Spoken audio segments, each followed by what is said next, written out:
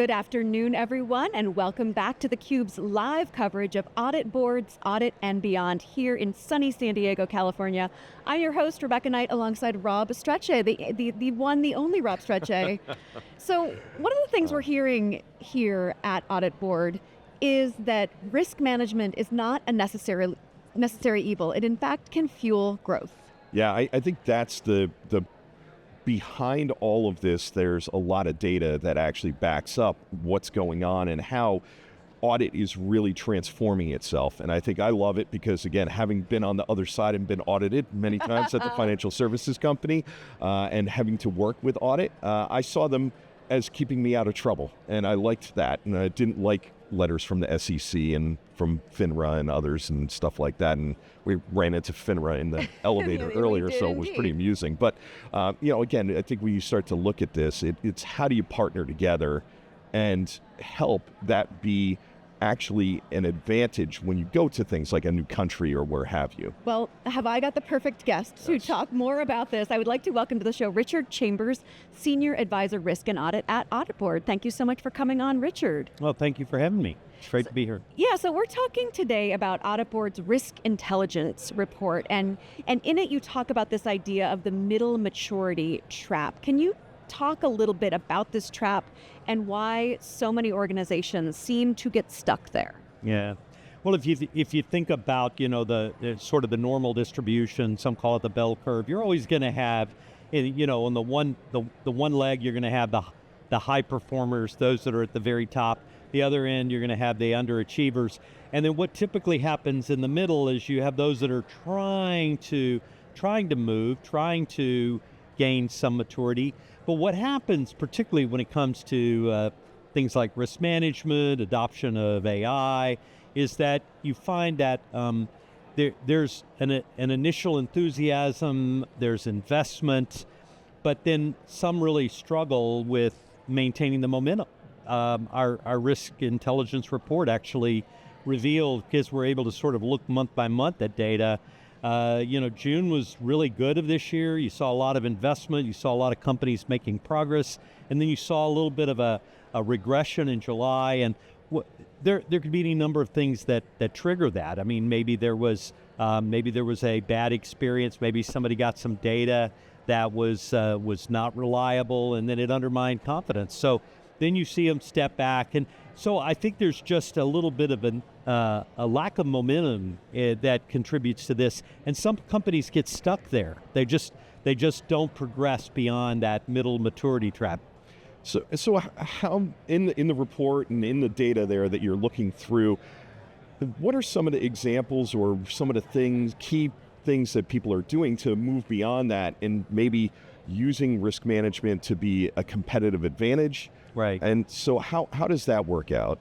Well, I think it starts with recognizing that that risk are really the events that will keep you from achieving your strategy or your objectives. So if you don't have a really strong, sound strategic plan with very crisp and clear objectives, it's going to be very difficult for you to maintain any kind of a corporate-wide view of risk and risk management. So the first thing that I think companies have to do that might find themselves stuck in this sort of the middle maturity trap is to say, well, why are we stumbling? Why do we make progress and then recede? And maybe it's because there wasn't a very clear path to the kind of objectives that they needed to have from a standpoint of their strategic plan. Let me dig in a little bit on that one, because I think one of the things that I've been seeing, and it's been talked about, and especially on the InfoSec side of things, is like, hey, if you're not doing tabletop exercises, once a year at a minimum, if not once a quarter, and things of that nature, and institutionalizing a cadence of doing these different activities. Are you seeing that the more successful companies are instituting a cadence or have a good maturity of those processes so that it becomes rote, I guess you could say? I think you're onto it there. I think if you have a commitment to effective risk management, then you understand that it's not optional, right? And if we find ourselves kind of slowing down, and maybe the enthusiasm for the kinds of steps that we need to take to mitigate the risk, it starts with making sure you understand what your risks are, so you can make sure you've designed and implemented all the right controls. If you don't even do the first step, if you don't know what your risks are, it's going to be awful difficult to design and implement the controls. And so I do think there's got to be an enterprise commitment, and that enterprise commitment has to be to achieving our strategic objectives and to knowing what the risks are and making sure we're mitigating those that will undermine it. So it feels cliche to say this, but we are living through a period of unprecedented change where the pace of technology is really, it's head spinning. When you think about this moment and your career, having worked with so many risk and audit leaders, how do you talk about it feeling different to you? I just wrote a piece on this last month. I think I called it From the Abacus to AI, My Journey in Technology. And I didn't really start in the era of abacus, but 50 years I've been like in internal audit. Yeah. Yeah. When I came into internal audit, I think that 10 key calculator was the most sophisticated technology we had. Yeah. And so I've been there really ringside seat, and hopefully getting my fingers into it at every major technological innovation in the last 50 years. And this is just completely different. This is like, I didn't coin this, but this is like the invention of electricity. You think about how transformational that was. I think AI is going to be as transformational to the human experience. And so then when you peel away some of that hyperbole, even if that's only like half right, think about how transformational it's going to be in the business and how much impact it's going to have on, I'm in the audit and risk field. We know that it's going to be impactful. I just hope we're up for that challenge and recognize what is it that will differentiate us. How can we bring our superhuman skills to the table so that we can stand toe-to-toe with the capabilities of AI? I think you hit on a really good spot. Even the MIT numbers that came out and said only 5% of AI is in production and 95% fail. I think that number's a little overstated, to put it mildly, but I think what it does propose is the fact that there are a lot of things that are in perpetual pilot and getting stuck in perpetual pilot. How do you see, again, the different organizations being able to build that stakeholder trust and help AI get out of pilot? Because I think a lot of people look at risk and are saying, like you said, hallucinations or what have you, they've had a bad experience. Yeah. They need help to understand how to put the right guardrails in place.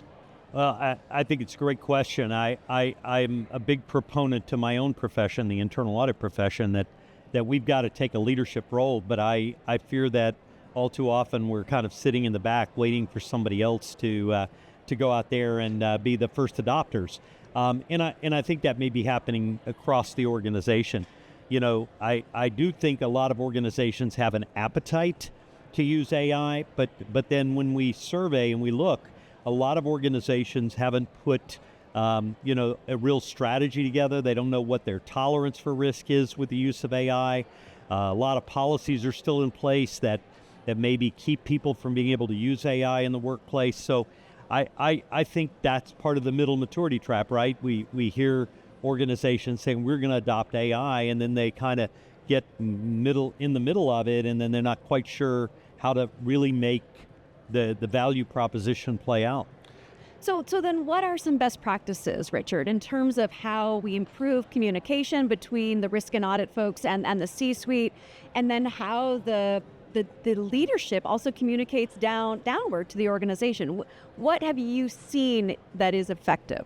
Well, I think, first of all, it takes a real executive champion in an organization to help set the tone for the fact that we are going to be an adopter, we are going to be a pioneer in this, but then you have to understand what are its capabilities and what are the risks. Because for all the opportunities that AI promises, I think right now it's the risks that are the dark clouds that keep a lot of companies from jumping in with both feet.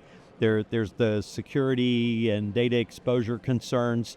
So I think it has to start at the top within the C-suite. There has to be a commitment to it. There has to be board oversight. The board has to be all in. And then what you have to do is you have to forge a strategy for how you're going to use AI, and then go at it meaningfully, and don't expose the organization to risks that maybe you haven't fully anticipated or fully thought out. But I do think it comes from the top, and it has to be a strategic initiative, a strategic priority, and we're a long way from knowing what the true potential of AI is going to be in companies, but if you wait for others to realize it, you're going to be bringing up the rear. Yeah, I mean, I look at it, and it's one of these things that AI can help so much, but it has to be done purposefully and with what your outcomes, mapping to outcomes, and understand how those outcomes are going to impact. I mean, I like a lot of how AuditBoard is actually bringing the AI, and it's, with trusted knowledge behind the scenes that, hey, it's not going to go and hallucinate, it's not going to go down. Do you see that as a big piece of? Yeah, I'm very enthused about what AuditBoard is doing. We unveiled this morning a lot of initiatives that enhance our current products, and when we survey internal auditors, the ones who are not adopting and the ones who are slow to adopt are very candid. They say, I just don't understand AI. I don't know enough about it, and I'm afraid to try it.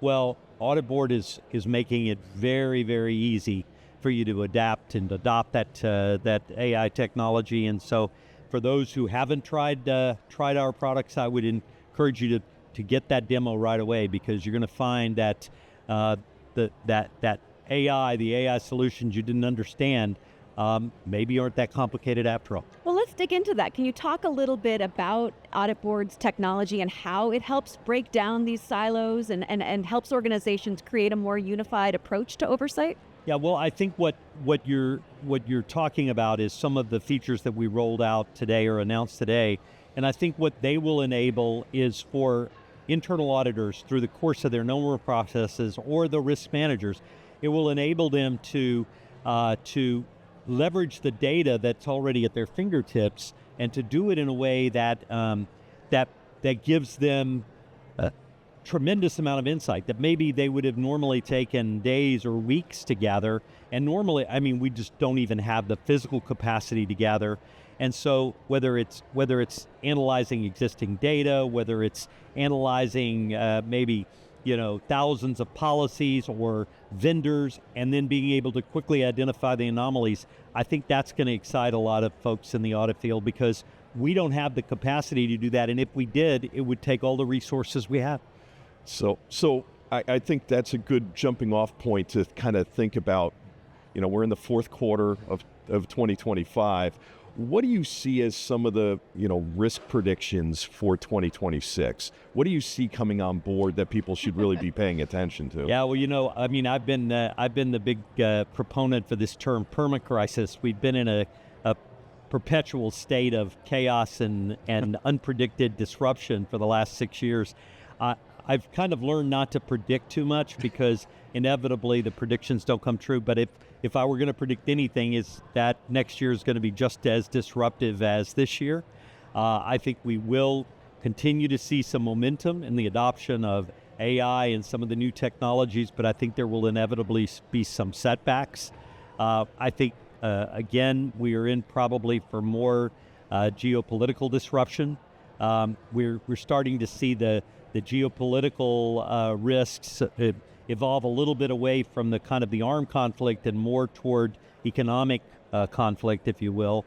And so if you think about what that means, tariff uncertainty and retaliatory measures and so forth, I think there's bound to be some of that next year. So what I advise internal auditors who are supposed to be risk-based, right, is just be agile enough to recognize that what you see as the risk right now are likely to going to be the change. And if you put an internal audit plan together, write it out in pencil, because you're going to need to make some changes, and you're going to need to make them quickly. And that is going to necessitate some sort of a continuous risk focus. because even going and taking a snapshot every 3 months, I mean, if you think about what happened in this country with some of our economic policies from January to March, if you waited till March to take your first snapshot, you were already way behind the curve. And so that's my advice. It's hard to predict, but the one thing I will predict is that it's going to be volatile, and so be ready. So you heard it here, more of the same, of the same, and also agility, which I think is also a really important point in terms of making sure those internal auditors have that in their skill set, because that is what is going to be so necessary going Absolutely. forward. Well, Richard, a pleasure having you on. You were our first guest. You were terrific. Thank you so much. Thank you. Yes. I'm Rebecca Knight for Rob Strechay. Stay tuned for more of theCUBE's live coverage of Audit and Beyond. You're watching theCUBE, the leader in enterprise tech news and analysis.